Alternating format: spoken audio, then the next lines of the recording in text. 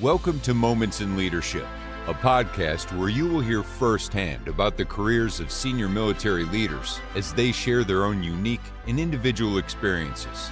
Moments in Leadership will immerse you in real-life stories where you will learn about the challenging situations these accomplished leaders faced and discover the lessons they learned early in their careers that were the most influential to developing their overall leadership style.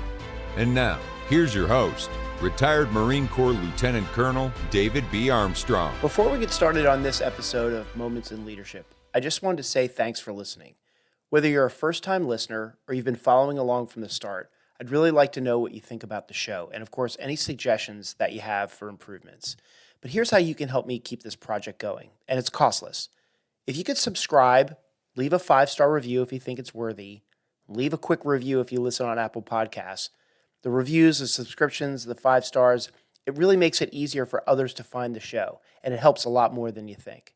Finally, you can always find me on Instagram and Facebook under Moments in Leadership, or you can email me at themiloffice@gmail.com. That's the M-I-L office@gmail.com. Shoot me any suggestions or even ideas for future guests. I'd really appreciate it. On this episode, I continue my interview with retired Lieutenant General Bob Boomer Milstead. And in part one, we talked about some ideas about how it's okay not to know the answer. We talked about the difference between leadership and management. And we talked about the idea of giving second chances and what's the difference between a sin and a crime. But in part two, we continue on with our conversation about his leadership philosophies. And we talk about things such as risk-taking. And he makes a great analogy about baseball players having a .400 batting average would land them in Cooperstown. But in reality, if you were only a 40% achiever or a 60% loser, you'd probably be fired out of the military or anywhere else. He talks about how it's not appropriate as a leader to be changing your expectations over time, and he uses an analogy about the size of home plate in baseball never changes from Little League all the way up to the pros. He spends a great deal of time talking about one of his tenets of leadership that he calls the HEP principle, which stands for humor, enthusiasm, and patience. He goes into a great story about giving a second chance during combat when he was a commander and some of his pilots were involved in a fratricide incident. We spent some more time talking about the concept of Mavericks in the military, and he admits that he's one himself. He wraps everything up by saying, "Lead like you want to be led," which I thought was fantastic. Now, not to belabor the introduction, but there's one part of this interview that requires just a little bit of context. See, back in 1989, the Marine Corps was introducing a new concept called maneuver warfare, which was basically trying to get the Marine Corps and its leaders to think about different creative ways of achieving missions. The concept of maneuver warfare could fill several books. In fact, it does. But to boil it down for the purposes of context for this podcast, it sought to move away from the concept of attrition warfare through superior firepower and look to disrupt and disorganize the enemy through surprise and confusion while also seeking tactical advantages on the battlefield.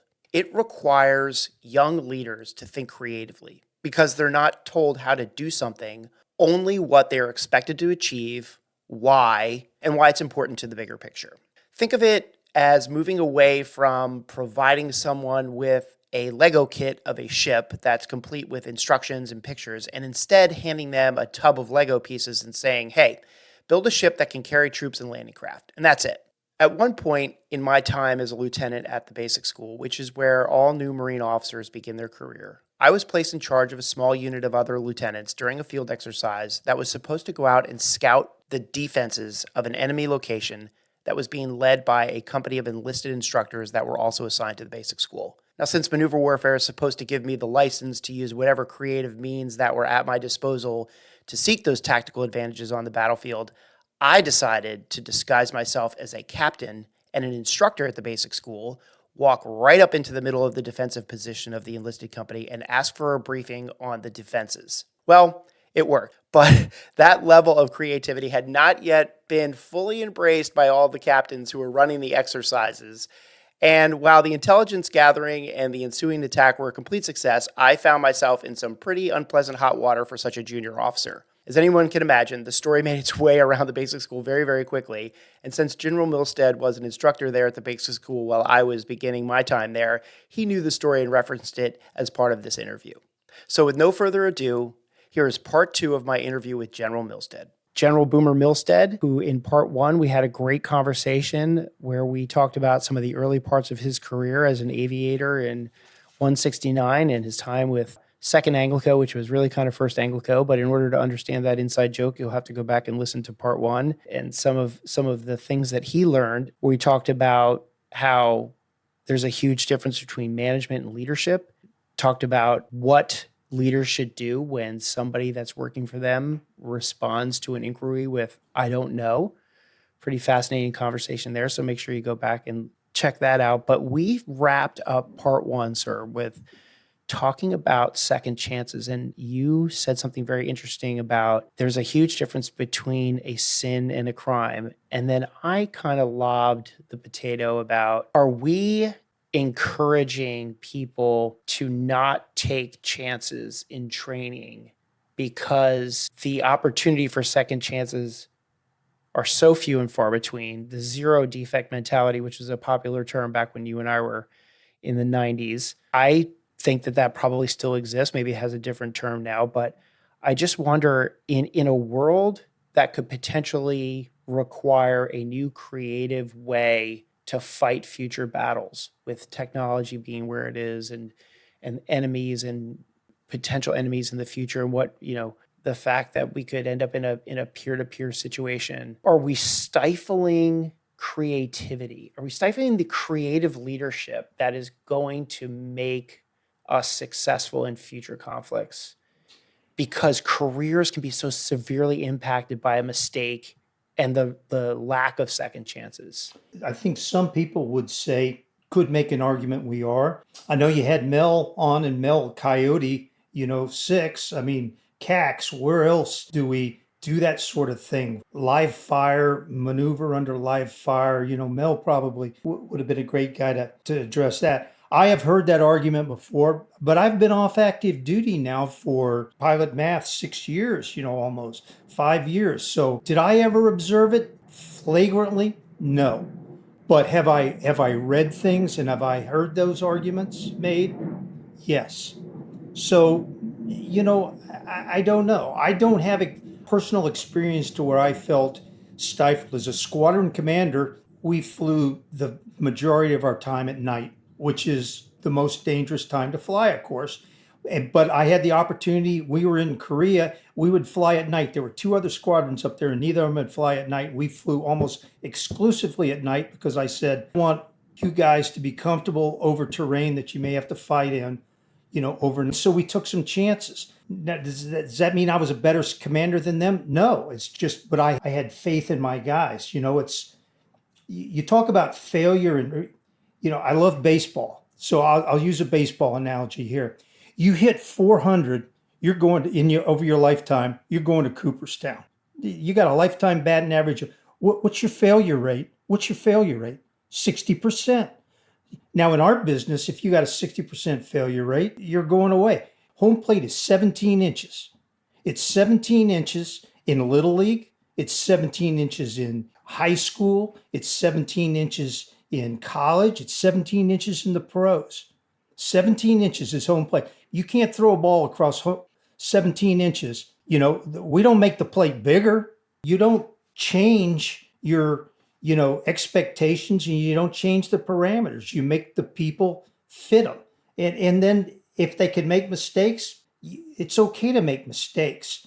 Certain things you can't make mistakes, of course, but it's, and you mentioned the zero defect thing. And I think that got a lot of use, when you and I were junior officers. But I think today, especially with mission orders and maneuver warfare and the commandant, what the commandant's doing, I'm watching some of what he's doing as we're changing some of our structure and everything. They're going to have to make room for people to be able to stretch themselves out, because unless you're allowed to make a mistake, you're not going to stretch yourself. So I got faith in the Marine Corps. I do. I do too. And I know that there's a lot of controversy going on about getting rid of tanks and I can't find a single infantryman who is excited about the fact that tube artillery is going to be less and not more. But Or Cobra squadrons. that's right. But it's that sort of creativity, I think, is so important right now because I'll just use gear as an example. The GPS is a popular one, right? So instrumental to our current economy and even the cars we drive and everything now, but all born out of military technology that really didn't get into anybody's hands until Desert Storm for the most part. And you look 30 years later, how instrumental it is to the global economy. And I look and I think to myself, we just spent 20 years in sustained combat. And I don't know if I can identify a game changer, anything that's come out of that conflict that's new and can change the course of warfare or change the course of society or anything like that. I think we've improved on technology. We've improved on bombs. We've improved on things like that. I just think that there's been a lack of real creativity in warfighting that is just now starting to surface under our current commandant.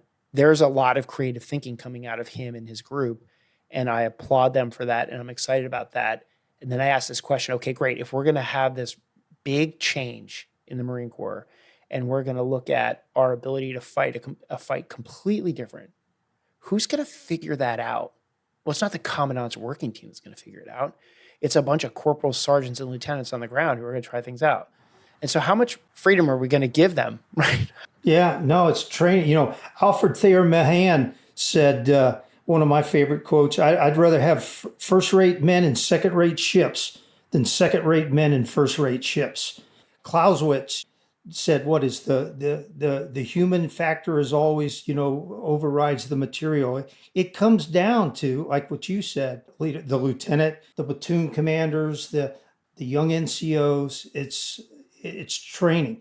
And they're going to have to train, and they got to be able to make mistakes. So they got to be able to make mistakes. They got to be given second chances. Now, granted, we'll put parameters on all that, but I got to believe that these guys are smart. The people that are running the Marine Corps now, they're going to do well. We're changing. You remember when you were a young officer, when you went through the basic school, we just started maneuver warfare.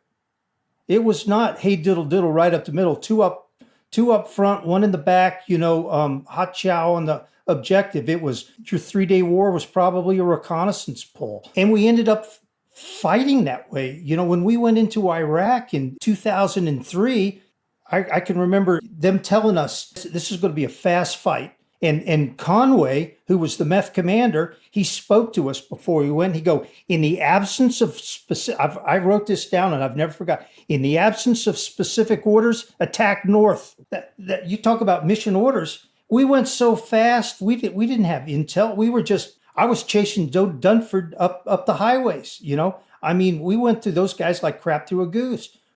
That's the way this next fight's going to be. It's not going to be very structured. It's not going to be, all along the front. It's going to be, we're going to depend on those strategic corporals, lieutenants, sergeants, and people, detached operations making decisions as best they can. I 100% agree with you. I hope that those sergeants and lieutenants are given the latitude to go out and be creative during their training. I think they will. I got to believe they will. Can't have one without the other. It's funny because you say that about TBS and maneuver warfare, because young Second Lieutenant Dave Armstrong always looked at maneuver warfare as my license to be as creative as I want to. A doctrinal pub that basically just said, no more hey diddle diddle up, figure out another way. That's right. It's like, Captain Milstead becoming Major Milstead. You got to figure out a way to go around it instead of through it. And we built sand tables. We had sand tables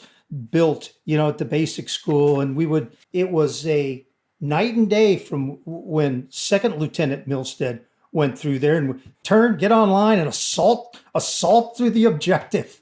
Oh my gosh. You probably transitioned out right as I was coming. I was TBS, I was Echo of 90, but my company commander was Larry Azell. I'm sure you knew him.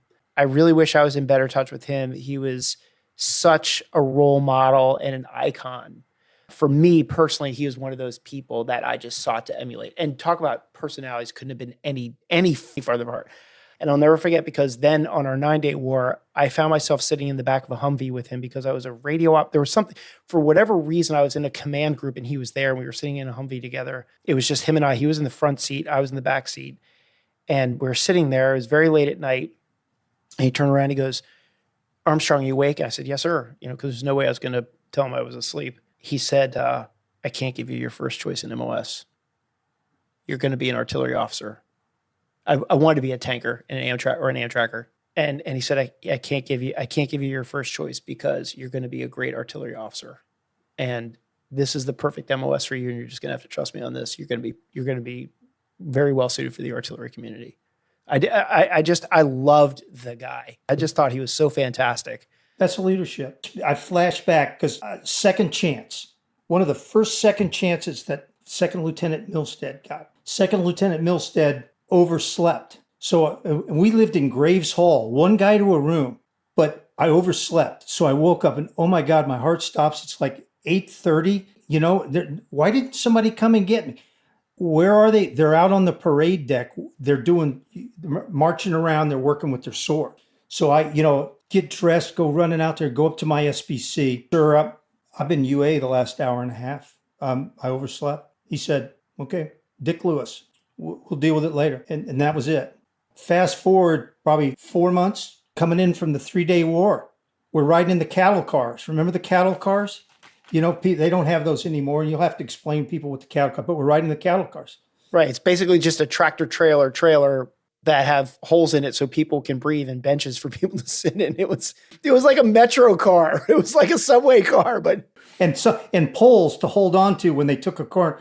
So, and he would always ride back in the cattle cars with Milstead. "Yes, sir.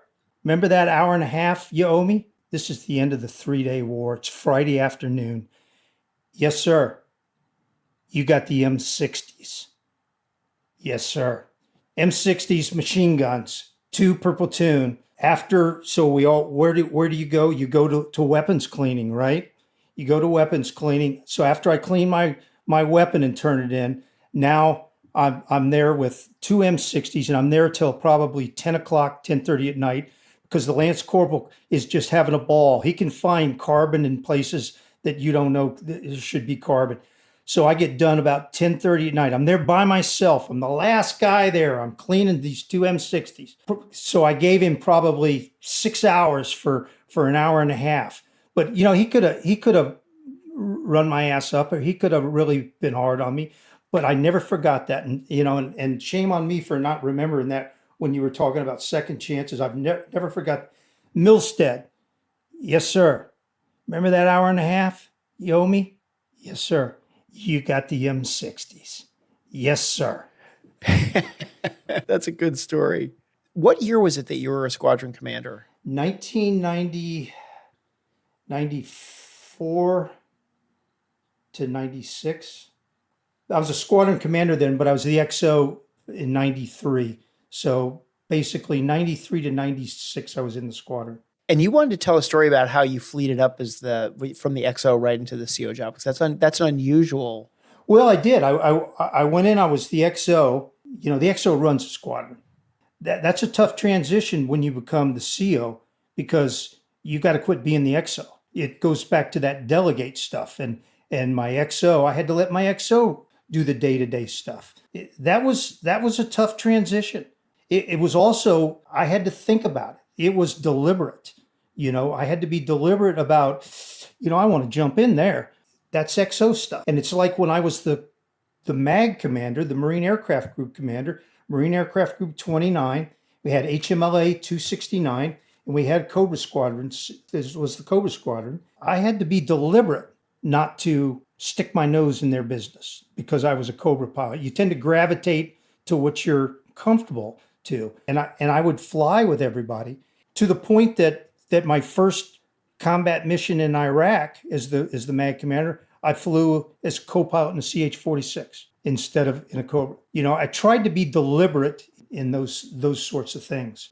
You said that at some point, talk about expanding JJ did tie buckle. And I gave it some thought and what my contribution would be, and that was humor. Before we attacked north, we were still on the on the ship. Okay, so this is Iraq. Okay. In 2003, and we were on the Saipan. I pulled everybody into the wardroom, all the pilots, and I said, and this has been reminded me a couple times, and I said, does anybody in here think we're not going to war?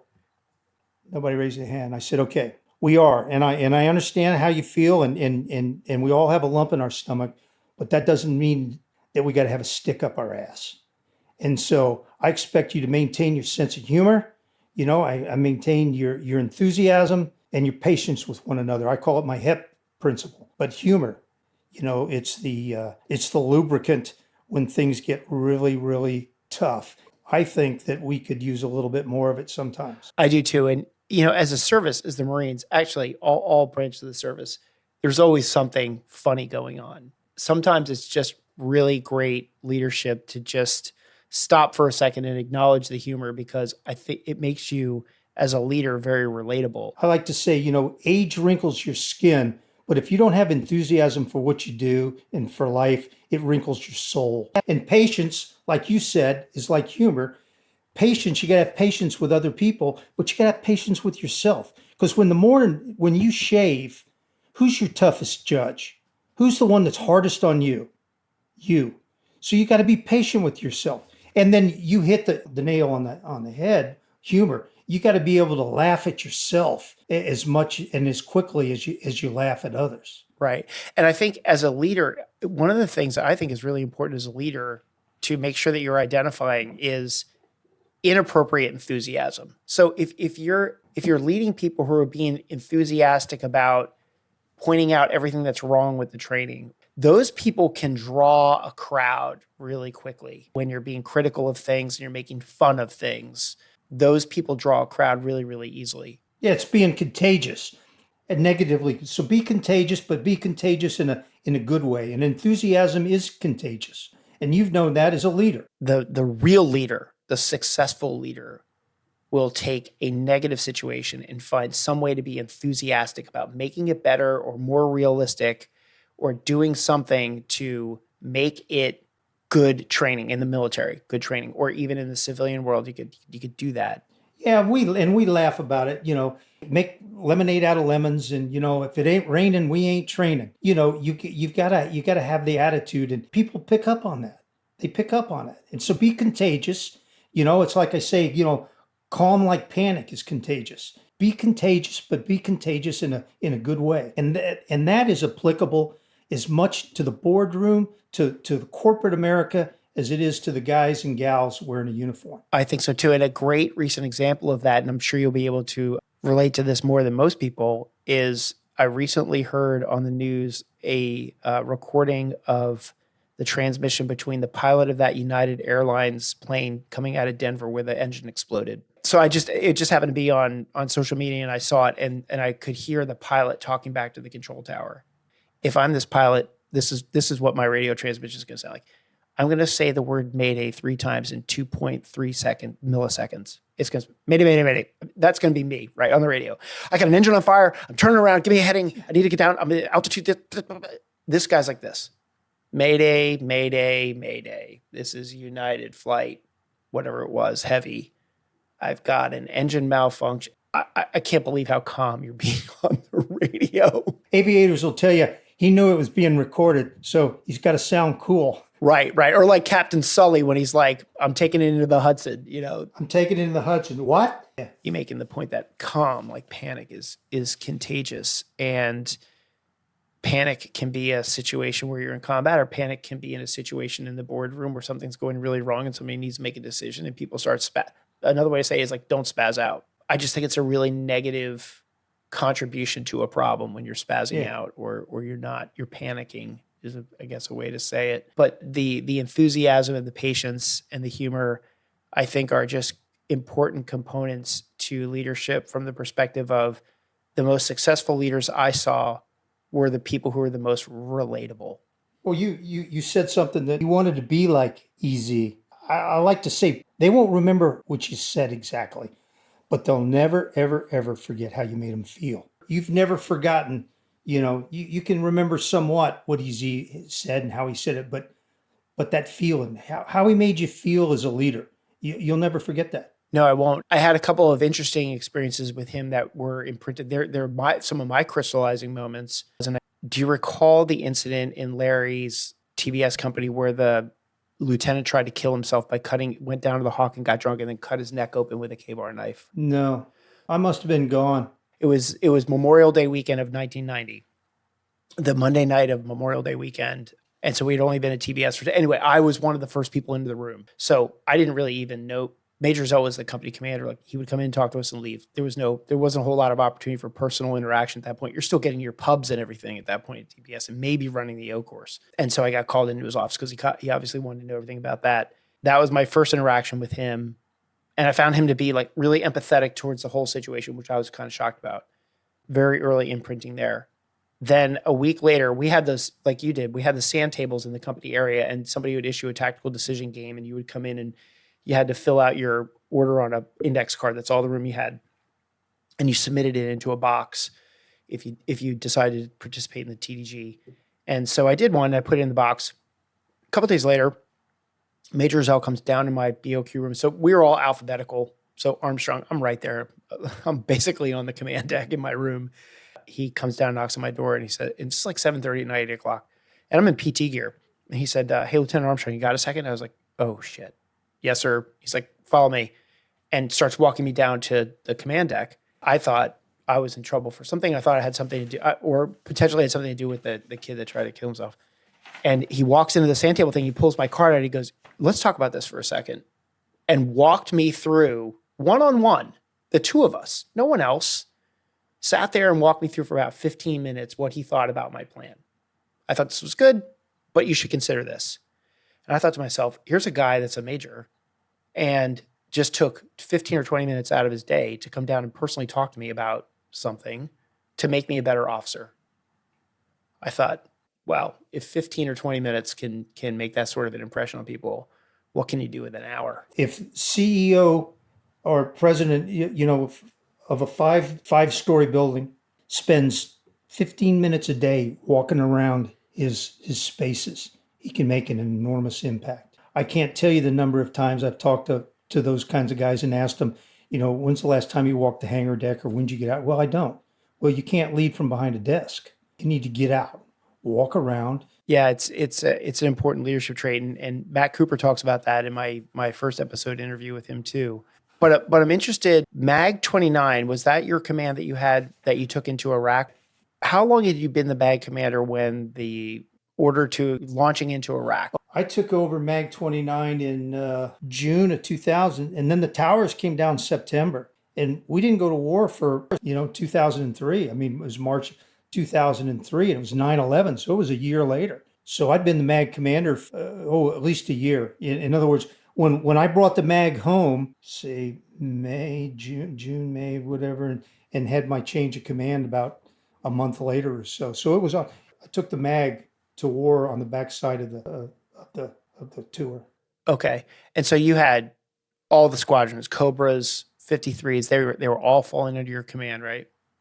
Yeah. And that was the strength of what I called the Carolina Cavalry, because we had 53s, we had heavy lift, we had CH-46s, had two CH-46 squadrons. So we had the HMMs, and then we had the Cobras and the Hueys, all in the same MAG. The West Coast guys, they were different. One MAG had nothing but skids, and 146 squadron or 246 squadron, and then the heavy lift was in another MAG. But Amos could come to me and say, hey, do this. I had some of everything. So I'm a big fan. I was a big fan of composite mags. It's not the way I was raised. I was raised in a skid mag. And the only thing different is we had the OV-10s for a while. Going into combat is, obviously one of those things. And when you're the commander, there's so many things that are weighing on your mind. Do you recall any decisions that you had to make that were particularly difficult, or were there any morally courageous decisions that you were faced with taking? Squadron commanders command. And I viewed myself, somewhat centralized command, decentralized control. I commanded, but they were controlling. But that first night of the war was some of the worst flying. It was mandatory mission. It was. If we wouldn't have started the war, I wouldn't have let those guys fly. but we had to fly. And we did fly, and we actually had a fratricide that first night. One of my Cobra crews, they schwacked an American tank. Now the guy had his turret facing south, and he was driving south. But the weather was so bad, and they gooned it up. Thank goodness they used what's called a blast flag warhead instead of a shape charge. It stopped the tank, didn't hurt anybody. We heard that it was a fratricide. Of course, I immediately assumed it was from one of the others, and it wasn't. It was our guys. That's another example of a second choice, because we put them on the bench for a couple of days to let them calm down, and then put them back on the horse and put them back out there. And General Amos, who was the wing commander, supported me in that. My hands were tied. We were going to war, but the weather was dog shit. And the guys, when they landed back aboard the boat, I was there in the ready room talking to them, and they were just like, "Skipper, that was hairy." And so all of your missions launched off the boat. You were in a land-based mag? No. We fought probably the first 6 or 7 days off the boat. Had some crews in that I left ashore that I couldn't get back out because of that sandstorm. And then for the plan, we came off of the boat and went into Jaliba. Some people call it Jaliba, but it was Jaliba. I was responsible for putting my group there. And then after that, we moved up to Al-Qut. And then from Al-Qut, we moved over up to Salmon Pack and supported Dunford and Madison and Kelly and all them when they went into the Baghdad. And then we actually supported Kelly's crowd when they went on up to Tikrit. So we went about 450 nautical miles into Iraq off of the boat. Coming back to the second chances thing, I'm glad you brought that up again. It gives me an opportunity to kind of introduce a new question. I have this fascination with asking the question of folks like you about Mavericks. And when I was talking to General Speece, I said, we revere Mavericks in the movies, Gunny Highway. And I was joking with him that we actually have a character named Maverick in Top Gun. It's literally a Maverick, Commander, Weather Squadron, or MAG. Did you have any Mavericks? And what is some advice that you would give somebody now who's possibly leading a Maverick? Oh, yeah. Well, first of all, I've been described as a Maverick at times. And I've been very blessed to work for some people that recognized that there was something that I had as far as leadership or whatever, and give me enough rope, let me go out and do it. And, guys like McCorkle and General Amos. I mean, General Amos, he's been one of my mentors as well, But I've been described as a Maverick. And when I was a squadron commander, there was one guy in particular that was a Maverick, and none of the squadron commanders wanted him. And I said, I'll take him because I recognize talent. And with a Maverick, often it's a unique talent. Now you got to make them feel valued and appreciated, and you empower them. And it goes back to the sin versus a crime, that we talked about a little bit earlier. Lead people like you want to be led. I talked about that I had people that led me, and empower these Mavericks. I should have started this off. There's good and there's bad Maverick. There's a guy that's a bad Maverick. The return on risk, it's not worth it. But there's the good guy. There's the lieutenant that puts on captain bars and walks up to the position and says, "My name's Captain Armstrong. Brief me about your defensive position." It's still funny to think I did that. Yeah. Now that's a bit of a Maverick. There's good Mavericks and there's bad Mavericks. And Mavericks would tend to gravitate towards me sometimes. So I've always had a couple of Mavericks around me, and I've always found a place for them. One, I just can't get too specific, but I took him to Iraq with me when I was the wing commander, and he performed magnificently. And I had people tell me, "Are you crazy taking that guy?" And I was like, "Yeah, I guess so." We say that also about, some of the Marines that we work with. We say like, well, he's a field Marine. He's a terrible garrison Marine. He's a great field Marine. One quick story on that. Remember the old ASC-26, that big comm thing that they put in the back of a Huey? Nobody could ever get it to work. No, I never saw it work once. I had a avionics Marine, and he was a corporal, and he's probably 25 pounds overweight. We had him on the BCB, which is the body weight program or whatever, but he could make that thing work. He's the only guy that make that thing work. And I was a squadron commander, group commander. I'll never forget one time said, "Hey, listen, we're going to do this thing, and I need," and of course the guy could never pass a PFT, and I'd send him on leave, during the IGs and everything. And the group commander go, I want one of your Hueys and the ASC and get that fat corporal that you don't think I know about to make sure that he's in the airplane and that thing works. Because I want that ASC working. I thought I'd been pulling a fast one on the group commander, and there was a bit of a maverick, right? Yeah, exactly. Any good advice for a leader out there right now who may have a maverick in his command, and how to help them succeed or how to steer them right? Lead as you want to be led. Treat the guy, call him in and tell him. You and I both know that, you're a maverick. I'm laying it out on the line for you. That's the other thing to do that I would do is personalize it. I'm taking risk with you. Don't do this to me. I believe in you. I trust you. And I believe that you can contribute. Don't screw me. Take this opportunity and run with it. And if you do that, I'll cover your ass. I'll watch your back and I'll take care of you. And that's what you do. But you be upfront. You be honest with them and say, I'm going to come down on you hard. You're gone. And this is your chance. Because often a maverick will realize you're his last chance. You're his second chance or his third or fourth chance. I want to recap some of the things that I thought you said that were really sage and important for any of the listeners who find themselves in as young leaders in the military, young officers in the military, or young leaders in civilian world who are looking to establish their own personality traits. The opportunity to listen to how Second Lieutenant Milstead became Lieutenant General Milstead, some of the things that you found are important. We talked in the first episode about how it's okay to not know the answer to something if you're being truly honest. We talked about there's a huge difference between management and leadership, and how management is the management of things and leadership is the leadership of people. Those are two different things that can be meshed together inappropriately, more so on the civilian side than anything else, and how you have to draw distinctions between those two things.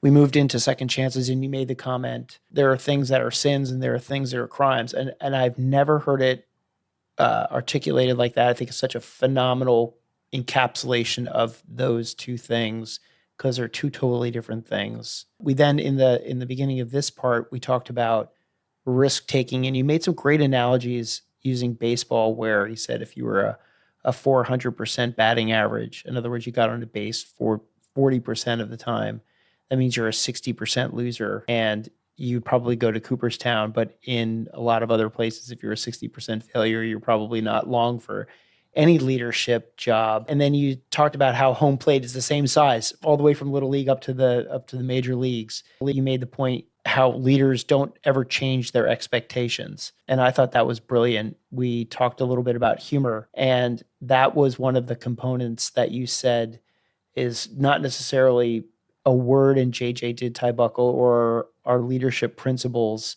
We talked a little bit about your HEP principle, which was humor, enthusiasm, and patience, which is a fantastic way for anybody looking to develop their own leadership traits and principles and leadership styles to think about those three words and think about how important it is to be a relatable person as a leader. And you told a really interesting story. We got back to second chances again, where you talked about a fratricide incident in Iraq. I asked you the question about, did you have any Mavericks? And you admitted that you were a Maverick yourself, which was really refreshing to hear, because I have been told by some of my friends that have worked with you that they always felt you were a Maverick too. And it was interesting to hear you say that.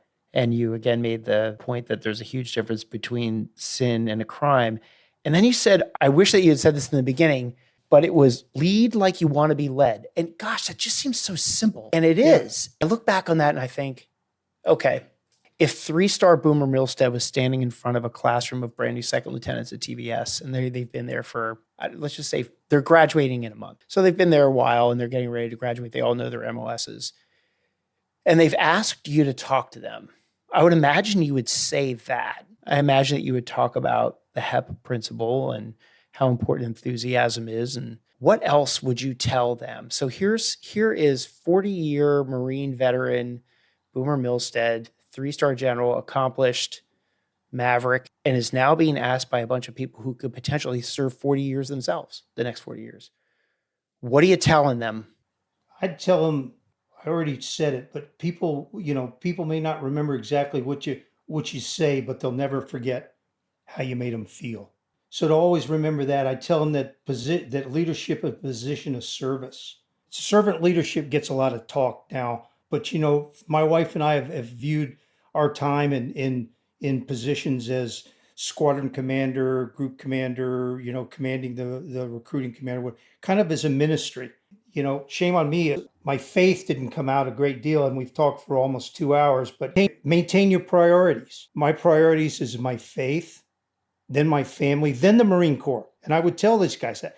So your priorities, what are your priorities? Maintain your priorities. Your priorities should be your faith. It's your family and your country, and then the Marine Corps. We've all worked around people that said the Marine Corps comes before their family. Yeah, bullshit. They're putting their own selfish ambitions ahead of their families. So maintain your priorities. Humility. That's another word that, we don't like to touch, but it's like water. Sink the lowest level.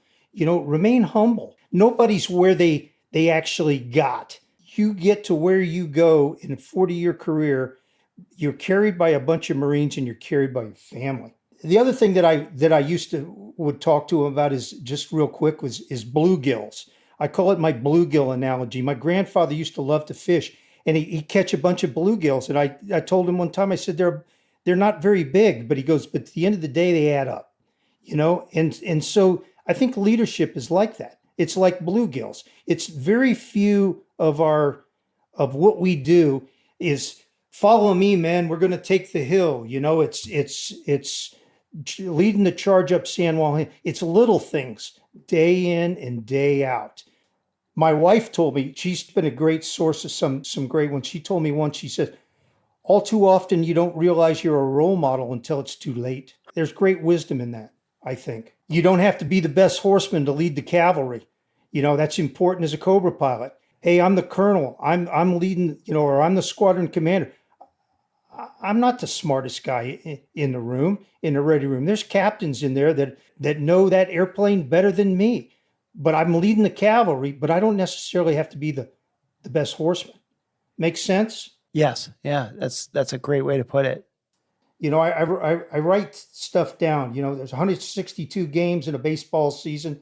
Everything matters. What is it, last year or 2 years ago? After 162 games, the Nationals play the Brewers in a one-game playoff to see who gets to go on. After 162 games. So everything matters. Every hit ball, every pass ball, Here's one as a commander. And here's one, if you're running a company, the enemy of good is not evil. It's perfection. It doesn't have to be perfect. And then leadership, the most succinct definition of leadership that I have ever seen, it was Douglas Southall Freeman, the historian, and he wrote Lee's Lieutenants. And 1949, I believe, he was speaking to the graduating class of the Naval Academy, said, know your stuff, take care of your men, and be a man. Now, granted, we have women today, but you get my point. Know your stuff, take care of your men, and be a man. And then we talked about never get too busy to lead. Strength doesn't always look like you expect it to either. And remember, some of your mentors and some of your role models and some of the people you'll learn a great deal from are junior to you. They don't have to be senior to you. All too often, especially as young lieutenants, we think, or as young captains, well, the major or the colonel or whatever, hey, that gunny, that staff sergeant, there's lessons to be learned from them. And I guess one of the last, I'll end it with, example is powerful. Leadership is caught as much as taught. Leadership by example. And I'll end with that. It's as simple as that. It's lost on a lot of people. It's ingrained in us as Marines. Most of us are pretty successful at it. If there is one hallmark of leadership, I believe it is leading by example. I like when you talk about being humble too, because it's impossible to set the perfect example every single time. I think when you realize that you've made a mistake as a leader, where you haven't set the best example, to be humble about it, recognize it, admit it. Some people think that's a weakness, but your Marines will view it as a strength, and they'll appreciate it when you admit that you were wrong, and to stand in front of a squadron and say, I blew that call and you had to pay for my bad decision, and I did that one time. I had several Marines come up to me afterwards and said, that's pretty cool, sir. I did that as a battery commander myself, and I learned a lot from just standing up and saying, you know what? Boy, I made a mistake, and I know that it created a lot of extra work, and you guys paid for it, and I learned from it. I'll never do that again. And that was it. Amen. And everybody looked at me like, good on the. We'll follow you. I'd like to think that they did. So, but this was fantastic, sir. I really appreciate this. Lieutenant General Robert Boomer Milstead, 40-year career in the Marine Corps as an aviator, Cobra pilot, Anglico Marine, fantastic general officer with some great stories and some fantastic vignettes about leadership. The setting the example is the most powerful part of leadership, I think, just sums it all up really nicely, sir. And I just want to tell you how much I appreciate your time. This has been a real pleasure. People will really enjoy hearing this, and I'm really glad we connected. I'm glad you took the time to help me out with this project. It was a pleasure. It was fun. Thank you. I'm humbled that you'd ask me. Well, sir, you came highly recommended by several friends. So, well, Semper Fidelis, sir. Thank you again for your time. Hoorah.